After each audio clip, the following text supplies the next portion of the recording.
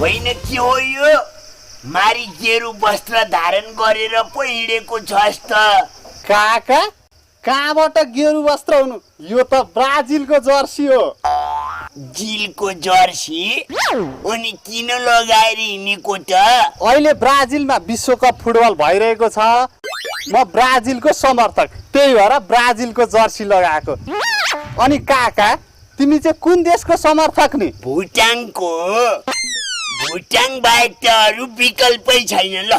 भुटानको लामी डाँडामा 10 वर्ष बसेको हिसाबले पनि म चाहिँ भुटानकै समर्थक ल भुटान नेपाल जस्ता मुलुकहरू विश्वकपमा छनौट हुनै सकेनन् के थाहा तिमी जस्तो आलु पाडेलाई दामना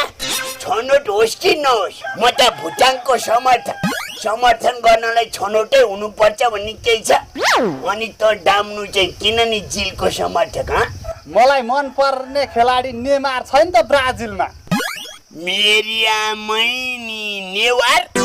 नेवार पो छ जिलमा नगरेका चाहिँ होइनन् है नेपालीहरूले ल यहाँबाट जिलसम्म पुगेर भकुन्डो हान्नु भनेको चान्चुने कुरा हो त हे काका जिल होइन ब्राजिल हो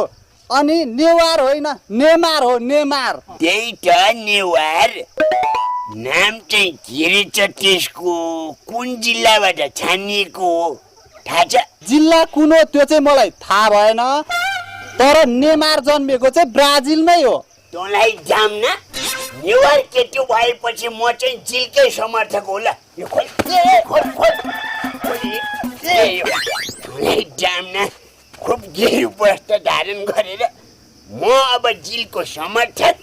नेवार केटो नेवार केटो जिन्दाबाद होइन